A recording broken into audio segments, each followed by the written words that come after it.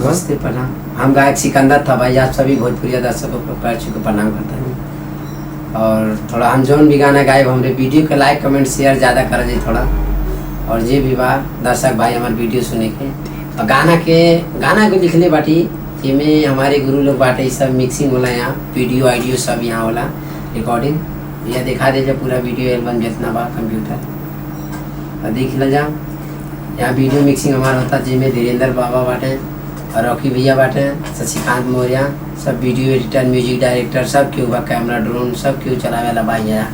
और गाना है एगो लिख ले बानी, अब की नया लिख लिए गाना गावे के बाद गाना है हहुआरा केष्टा के माला ए गोरी राहुला या सोनुआ तले ही के छोड़ी।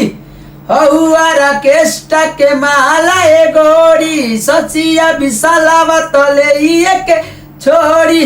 देबू न छोटा का त मार जाई हो रानी, दे देबू रोकिया के तार जाई हो रानी, दे देबू धीरे दारा के तार जाई हो।